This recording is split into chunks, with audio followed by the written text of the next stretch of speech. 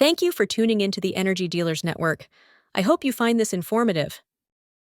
Title: Bitcoin is an empire translational wealth storage network. Use it to secure your wealth across empires. Chapter 1. Bitcoin is a translational tool for transferring wealth across modern civilizations. It is wealth that translates across empires, potentially being able to exist between advanced civilizations that are separated by significant periods of time.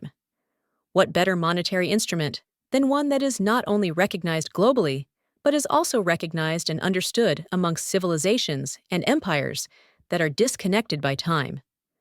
How will the value of buried dollar bills translate to a civilization that digs them up 10,000 years from now? They represent a claim on nothing and thus have no value. How does the U.S. empire, with its credit layer and digital instruments such as bonds, stocks, and the U.S. dollar, translate and secure the value of it so that it could be understood and utilized 1,000 years from now? Bitcoin is that value storage instrument and will become that unit of measurement for value within the universal medium. In order to consider how current-day value can be translated, we must first consider how and where it is currently stored and represented. Most of your wealth likely exists as an entry on a ledger, and that ledger exists within the current world empire. Sumerians, Egyptians, Aztecs all likely had credit and debt ledgers, and those claims and values, whether paid or unpaid, no longer remain. What continued to exist in solid-state memory were physical assets: gold, silver, land, architecture. Value could only return to being represented by them, since all that existed before in its information-based state no longer exists to be enforced. One planet, one fixed surface of land, one fixed supply of gold on Earth, one reality that we are all born into, and many lives of humans who claim they own such things. Yet throughout the course of time, such items have likely had many owners. This is due to the energy required to enforce and defend such claims of ownership likely being surpassed. The mere exertion of energy in order to defend the claim to your gold or your land ended up being surpassed by those who could exert a force greater than the one you exerted to defend your wealth. How will you surpass the might of the new empire should the one defending your wealth inevitably fall? But none believe the current empire could fall. They see no direction from where such an attack could come from, and that will be the exact reason for its decline. Holders of the empire's promises will inevitably face a forced devaluation of their assets, and will suffer due to being overweight with no allocation to any instruments that allow for their portfolios and their values to be appropriately defended. As stated previously, with all the physical assets listed, there still existed an energetic requirement for you to enforce and defend the claim of ownership to those assets. An energetic requirement that persists beyond the lifetime of any human, should you wish for your assets to remain with your descendants. If you say you own it, you must defend that claim, and that defense must continually surpass the energetic exertion of the attacker who will attempt to take your belongings for themselves. What purpose is there to spend a lifetime accumulating something, only for it to simply be taken by another? Consider the prior work that was carried out in order to accumulate that wealth. The sum of all energy exerted across a lifetime should exist in and be reflected in the final instruments that you hold. This is your proof of work, though it doesn't necessarily have to be something so material. It could be your thoughts, memories, or knowledge. It could be your kids and the love you gave them, the fact that they are happy, healthy individuals. But through the sum of your lifetime here, you hope to see the reflection of it in what you have left, something that translates to the lives that come after you. Trust me, you will feel it. You will reflect and feel the energy of your life, the sum of the efforts of your time here, solidified into the instruments that you believe should have stored some value or should represent the value of what you have done whilst alive. Regardless of whether you have $100 to your name or 1 billion, you realize it is not about the number, but yet there exists something of your life, some spirit or energy, your essence, solidified into whatever objects you have chosen to be the representative marker of your efforts. to look upon your final balance and say to yourself, "So that was it?" Of such an expressive life, you were given the chance to move, to build something, store something, to reach your final amount, whatever that amount may be. You finally see it is not a number, not the sum of your worth, but the sum of all you had done. At the end, you see that's all it could be and all it became. How silly! And of all you did, I would hope you are not in the situation of wondering where the sum of your life had been spent. The exertion of all your efforts, with nothing to pass down, nothing preserved, with nothing to build from, you and your descendants can only start again from zero. Like a teen who spent his entire life scrolling his life away, to reach the end of his days and say, "Where did the time go? Where did my life go?" Instead, he is left to stare at a black mirror, to see the black gaze of his reflection, the void in which he dumped his time, to keep himself occupied and distracted from his life, his waste of time. Of how many lives did you get in this life other than this sole one? Let's hope in the end you possess instruments in your life that store the sum of all your efforts here, so that they can be reflective of your spiritual essence. Since that is all that can be left here of you, since there exists nothing you can take with you, but much of you that can remain, let them be observed, studied, passed down, because that day will come for us all, where you have to sum it all up. The harsh reality of living a very human life, all that thrashing and fighting, and it will end with objects of value that you possess and cherish, or a number on a screen given to you by the video game of an empire that you were contained to, a number that is just an entry on the ledger of the current empire's database, the Truman set, a value that could not exist beyond the existence of the empire's requirement to defend it. Like your digital activity, should it all be erased, the sum of your efforts would be represented nowhere. But yet you hear this line and think this is an argument against Bitcoin because it is also digital? Quite the opposite. Bitcoin allows you to de-risk across empires and their requirement for abstract unit representation and the enforcement of their values, requirement for memory storage and enforcement of ledger entries and physical asset ownership claims. It also allows you to dematerialize any analog assets that possess any numerical value, given to them by their current point in time within the empire, and to cement its current present value into a claim on Bitcoin's finite supply, presented to you as a Bitcoin amount. It also allows you to do this with digital assets that have monetary values attributed to them. Gold is a de-risked asset, yet you are severely limited, not liquid, if settling into it. Paper claims on gold are not de-risked. In the risk of default, claims on physical gold reserves will not be honored. So how do you de-risk out of these digital ledger entries of the current empire? Their only current value, in my opinion, is in their ability to easily be exchanged for Bitcoin, be it that they are digital. Though to you, they may possess value due to their ability to be given a dollar value, and thus be able to exercise a claim on the abundant supply of US dollars in the liquid US trading markets. This era of living was a psychosis of consumerism. You have been marketed ideas of working to acquire items you likely do not need or really want, believing they possess some value that matches the one attributed to it by your participation in a mass delusion.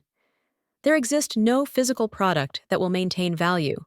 It can only end with the spell breaking and many beings surrounded with worthless objects that store no value, or that have returned to their utility value with no premiums attached. Your yachts will not hold value in the way it does now. Your Rolex will not either. Its value will be dematerialized into information, and the business model will change for those who sell these products. When a watch of equal or higher quality can be materialized with ease via printing technologies, there is no longer a requirement for premiums due to scarcity or value derived from production constraints. We would have reached the age of abundance. Products and their materialization would no longer be constrained by limits of time and space. Value would then exist with the one who controls the IP or patent. They have dematerialized the value of the product into information and merely issue the license and the right to print the object into existence. Effectively, all of these things are trending towards zero. Such a futuristic empire of wealth, though sounding like a work of science fiction, is currently here trading against you, hoping to leave you holding a bag of worthless products. They have you caught in a realm of old information and low spiritual consciousness and awareness. The aim of any conscious human being would be to not do the same thing twice. Preserve the value of your time here. You must build upon work of the past energetically. Otherwise, your descendants start from zero. Capture the value of your efforts within this lifetime and allow it to be translated to a world that is yet to come. In the world of abundance, where infinite supply can be created, there exists no scarcity and thus no physical product that could hold any value that had not been extracted by the IP holder. It all trends to zero, leading there to be value only in the ownership of information. So leave the products of the old world behind. Do not waste energy relying on the enforcement of value from the current worldly empires that enforce control via physical means. A new empire will evolve out of it, and it will have no face, yet will be everywhere. In English, you're battling against someone who is trying to extract value from everything and allow value to only exist in the instruments they hold, leaving you with no instruments within your realm that can fulfill the function of being a store of value. You'll be left in a realm of your own limited understanding, holding worthless objects that have lost their monetary premiums and serve no purpose as value-storing instruments. Worst case was that this all played out whilst we did not live in a Bitcoin world. Fortunately, we do, and such technologies allow you to secure the value of these things, whilst they still have value by giving you the option to sell them and make a claim on Bitcoin supply. Understand? Everyone else will one day have the same idea. Like I said, it's all trending to zero. If Bitcoin did not exist, wealth would have been hidden behind the technological walls of those who provide, and thus profit from such abundance-creating technologies. Fortunately, they are also likely to be constrained by the innovation that is Bitcoin. As a result, the world's value will be transparently represented in a digital network that possesses a monetary unit that the average person can easily access. The used car market exists. Value is stored in those products as they can retain value. The cars are made well to last, and supply is, to an extent, constrained due to the time and energy required to produce, which limits the production and manufacturing of cars. This is value that is retained by the buyer and provides them with the ability to extract value from current demand.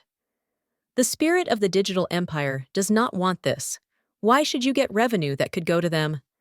Same could be said about the used video game market. Companies competing with secondary sellers. Have a look at the current push towards digitalization of video game consoles and the fixed premium prices they are attempting to maintain. The only current competition is the physical disc and the consoles that still grant buyers the ability to use physical discs and resell them. Your wealth likely exists as an entry on a ledger in the current empire, or as a claim to a physical asset that is enforced and defended by the current empire. There exists a constant energetic requirement to enforce and defend the value of these instruments. How do you maintain the value of these instruments and their claims upon scarcity in the event of the current empire losing global share to another world power that may surpass their exertion of power through the physical, for example, Russia, China, and the BRICS nations? Again, gold is just not liquid enough and is limited in the properties that it offers, and its resurgence would rebalance economic power to those who hold large amounts of gold. This includes China, Russia, and other non-allies of the U.S. that possess or discover gold reserves. It is impossible to ascertain global gold holdings, so may be considered a security risk by the U.S. What a way for the U.S. empire to go out with a bang, not only collapsing, but cementing the economic strength of their enemies along with it into a monetary tool they have no control over. This is the mistake that I am warning you the individual not to make. Why do all of that work building the empire, only to have nothing to show for it after you are gone? Will U.S. dollar debt and credit instruments be acknowledged by the replacing empire? Would it not be better to transfer the current energetic value stored by current U.S. assets into a monetary instrument that none control? One that will store the economic energy within a network that can last longer than the current empire's existence. It is currently $1 per $1,000 Satoshis. After the US has dissipated all of their energy into the Bitcoin network, no other nation's currency will ever achieve such parity again. Though the nation-state angle should be considered a lateral threat, one you can understand and easily grasp, but the vertical threat is the one you did not see coming. The digital empire that evolves out of this friction, the one that extracts all value from those who maintain order through the physical. It is an empire that extends its reach to absorb all value, and is likely what all current physical empires will be absorbed into. Its weapon will be dematerialization and abundance. It plays a game of chess across time so that you cannot see it coming. As you can see, that is a threat to all values that are stored in our current instruments, defended by primitive efforts. Bitcoin allows you to de-risk and store value that will be translatable to that realm. Whilst you may be able to abundantly make products, the hard-coded rules enforced by the laws of reality remain the same. There will only ever be 21 million Bitcoin. The difficulty adjustment ensures no amount of energy can escape this. Abundance has no match against scarcity, that is powered and enforced by abundance. If you are old or young, escape the psychosis of this false realm of understanding.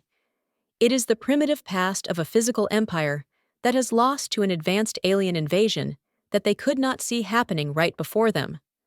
All whilst the physical layer remains divided and fighting over market share and dominance.